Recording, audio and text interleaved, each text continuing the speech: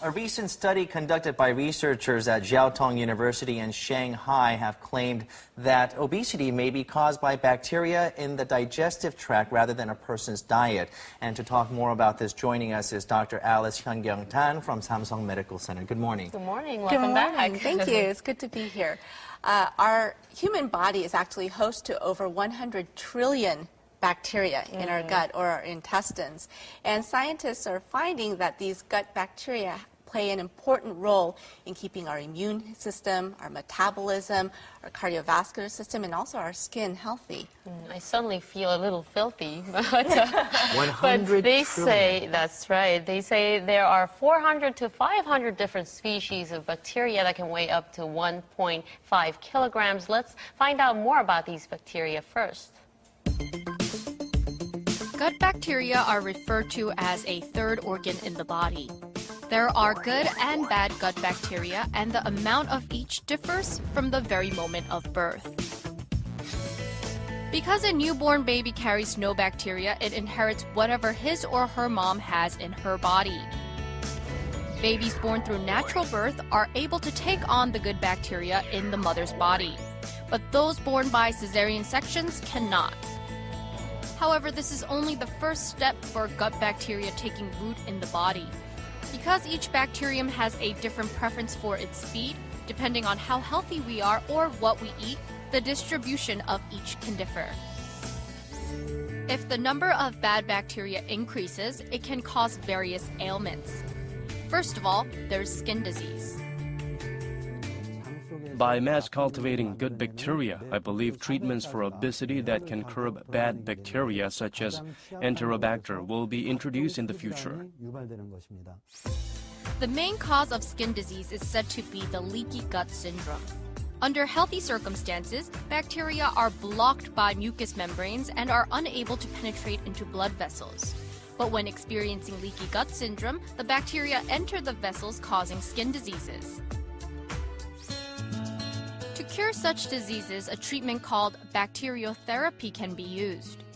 It involves either taking or spraying and applying good bacteria in the form of various powders.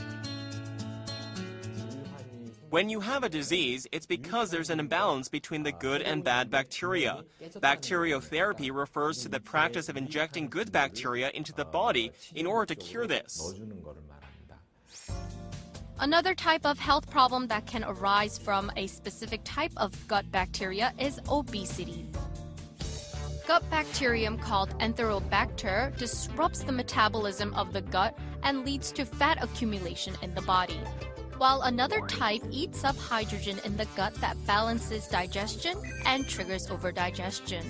It also breathes out methane, which causes excessive intake of nutrition. Bad gut bacteria create some 400 types of endotoxin, which travels with the blood around the body. It then causes skin diseases where the body is at its weakest. Well, it's been established that eating the right foods is good and healthy for your skin. So the bacteria in the gut also has a connection with skin conditions. That's what we think. There is something called the brain-gut-skin axis, which tries to tie together our brain or emotional conditions with the levels of bacteria in our body and tie that together with certain skin conditions. It has been shown that stress can decrease the levels of good bacteria, such as lactobacillus or bifidobacillus. Also, stress can cause indirectly overgrowth of bad bacteria in our small bowel. Our small bowel usually doesn't have that many bacteria. And when we have small intestinal bacterial overgrowth, that's been linked with a skin condition called rosacea. Also, there was a study in Finland that showed that children with eczema had an overabundance of a certain bacteria called Clostridium. Are there other physical conditions that are related to the gut bacteria? So very recently, there has been a link between a substance called TMAO and the risk for developing cardiovascular disease. This is very interesting because TMAO is actually made by gut bacteria in our body as the bacteria digest a nutrient called lecithin. Lecithin is found in eggs and animal meat products. So the potential is there for if we adjust these bacteria, perhaps we can prevent cardiovascular disease. How about eating probiotics? Does this help? Right. So the research, the data on whether or not taking probiotics or good, healthy gut bacteria in the form of pills or powders or fermented dairy products, the data is mixed. So there are no real firm conclusions. However, the use of topical probiotics, such as this product, when you use it on your skin, has been shown to sometimes help skin conditions such as seborrheic dermatitis. We need some of this. This is live bacteria that's in this. Exactly. So they use good strains of bacteria, and you apply it directly to the skin. Want some bacteria? Yes, thank you. And there are other treatments using gut bacteria as well? So one of the newer kind of shocking treatments in medicine using gut bacteria is something called fecal transplantation. I don't like the sound of that, but... So what they do is they take the feces of a healthy donor, they collect it, they process it in a special way, and then they will transplant it directly into the colon of a patient who has, say, Clostridium difficile, chronic infections.